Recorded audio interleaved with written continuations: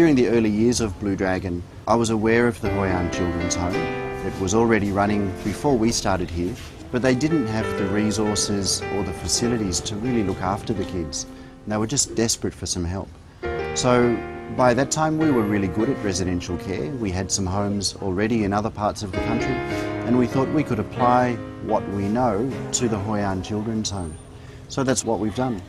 Now we've got the kids going to school, they get medical care when they need it, and they've got the resources that they need when things go wrong in their lives. So our work will be continuous, to continue providing these services to the children. Visitors to Hoi An will see a beautiful town. There's a booming tourist industry here, but in the outlying areas there really are no jobs, and so poverty cycles through from generation to generation, and children are caught up in this, and poverty tends to get worse as time goes by. Children who come to the home often have parents who've died or have a disability or are affected by some illness, so they just don't have the chance to go to school. The home really is their only hope. If they didn't have the home, they'd be with families that might not be very good at caring for them, that might be abusive, they might be out on the streets or in even worse situations. Han's parents died when he was 6 years old, and he had no one else in his family to look after him. So a lady in his village who is blind, and she began to look after him.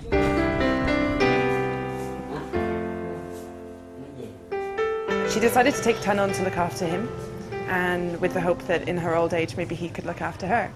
But he couldn't stay with her forever. She gets a very small government allowance to help her, but that's barely enough for her to survive on, let alone to send Tan to school and support him.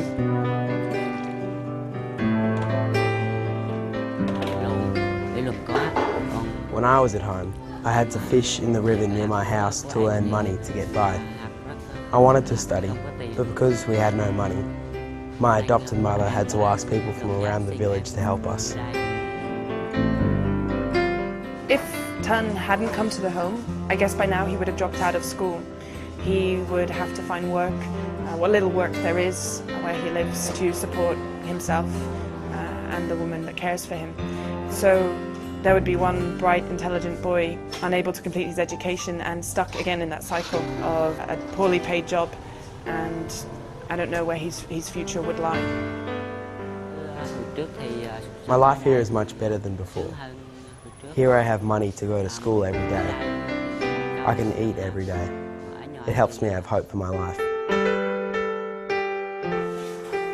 When the kids first come into the home, you can see they're just small and afraid. They haven't had a whole lot of happy times up until now, and they really fear what the future will bring. But you can see as the months go by that they grow in confidence. They see that they can succeed and that people care about them. And they even grow physically. Most of the kids who turn up here are malnourished. So once they've been here for a couple of months, you can see their physical development as well as their mental and social growth. Min came to the home when he was 7 years old. He comes from a very poor family. His mother has mental disability, which means she's unable to look after herself very well, let alone looking after him. The father has alcohol problems and consequently is abusive towards the mother and to Min. So I hate to think what his future could have been like. So it's really for Min's safety that he came to the home.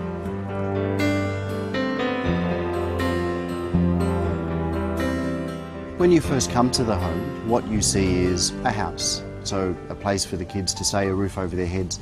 And it is that, but it's much more. The kids need someone to talk to. So we have social workers who are trained in counselling, and they work alongside the kids, not to tell them what to do, but to help the kids make their own decisions about their lives. We help the kids with their studies, so a lot of the children who are here have missed some years of schooling, and it's important that they get support to catch up. And of course all kids need a chance to play and just be kids, which you can't do if you're working on the street.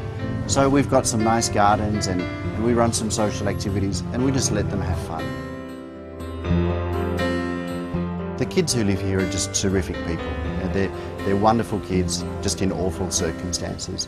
But the home gives them the chance to make a change. My father is a fisherman and my mother sells soya milk at the market. Sometimes they earn enough food for the family. Sometimes it's not enough because of the storms or seasons, making it difficult for my father to fish. If she didn't live at Hoi An Children's Home, she probably couldn't continue her education, and she may have to work with her mother selling milk. So now Hoi lives in the home. She's going to school every day and she's trying really hard. She's really dedicated to her studies. And this is really the key. What Blue Dragon is all about, is trying to get every child a chance at having a good education. If they can get a good education, hopefully they can get a better job. And that's the most important factor to breaking the cycle of poverty. In the future, I would like to work as a social worker or as a journalist at a newspaper. She is a really positive member of the family here at the home, and she really cares for the other children here. So much so that in the future, one of the jobs she's talked about doing is being a social worker and coming back and helping children like herself.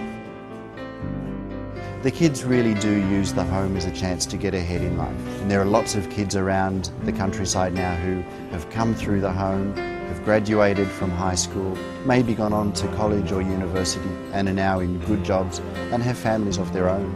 And it's just great to see the success as the kids grow older and take responsibility for themselves and then go on to have their own families. That's really a wonderful feeling to watch the kids make that progress in life.